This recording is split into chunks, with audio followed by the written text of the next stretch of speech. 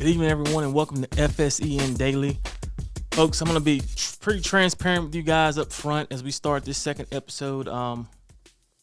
This has been a pretty daunting task. I will be the first to admit it, but this is something that we really and truly want to do on a daily basis. So bear with us on the times for this show starting this week. Once we get through the weekend and Monday, the show will start airing daily at noon, starting on Monday. So the times may be pretty sporadic here to finish out the week, but bear with us as we work through this thing.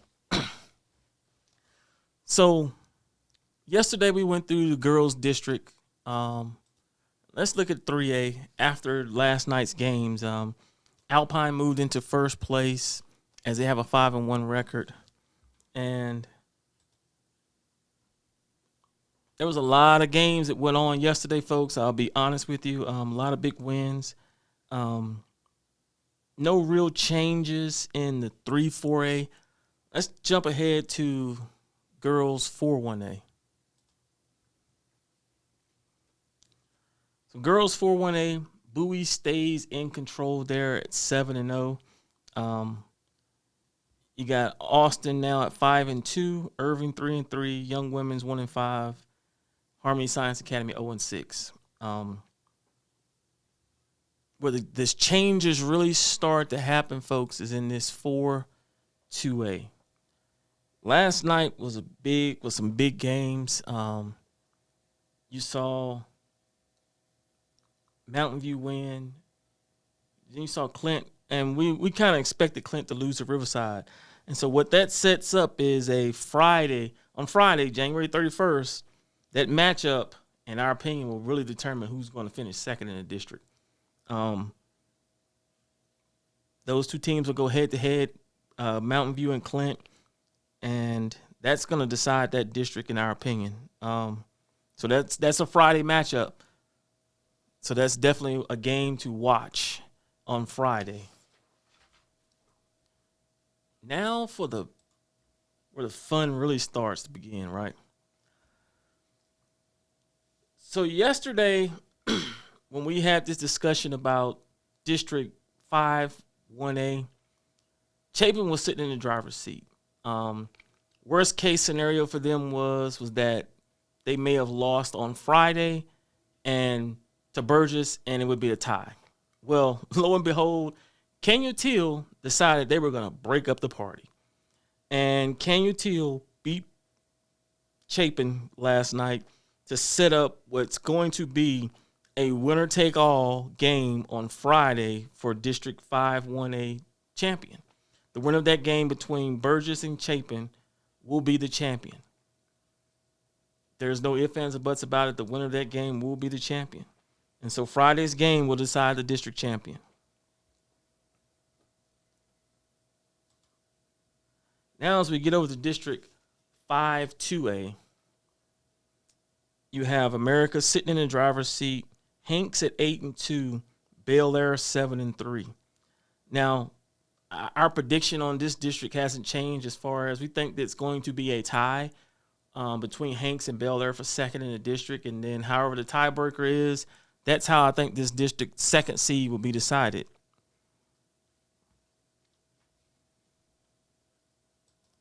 Now let's take a look at District 6-1A. And you had not really a lot of, you had Eastwood lost to Coronado last night. That was a big surprise for us. That put them at 8-3. Then you still got Montwood at 6-4. Franklin beat Eastlake, go 6-5. And so now you got a situation where Eastwood and Montwood could potentially be playing for second place in the district as well. I think there's still an outside chance that Eastwood is actually 8-3. It's not 9-2. That's a typo. There's an outside chance that wait a minute, I might be getting it mixed up with the boys. There's the layout for the district. We think Pebble Hills will win this district and be the district champion without a doubt. And And a lot of that goes to guard play. Jordan Sapien has been a tremendous floor general for Pebble Hills this year. And we've always said from the very beginning that whoever has the best guard play here in the city is going to win their district. And Jordan Sapien by far is the number one point guard, in my opinion, in the district, especially in her class here in El Paso. If she isn't the best, she's one of the best. But for my buck, she's probably the best floor general here on the girls' side in the Borderland. And her team is definitely reaping the benefits of that. So we're going to switch over now to the boys' side. And you'll see the boys' tickers going through from games last night. Definitely a lot of games from the boys' side.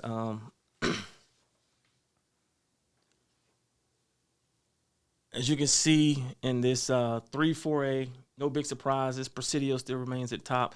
Now, Anthony's sitting there at the third seed, and Kermit is in fourth. I think Tornillo might have an outside opportunity to possibly get that fourth seed and continue on in the playoffs.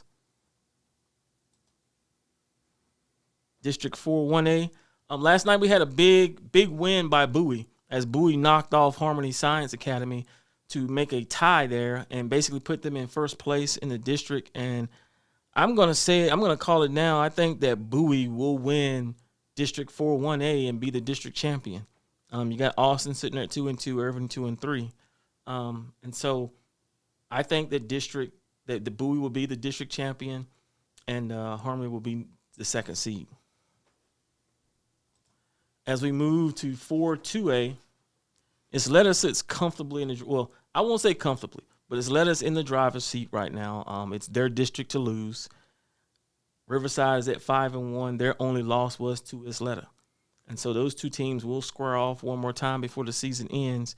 So that's going to be an interesting matchup and could have some district champion implications as well if they both continue to win out.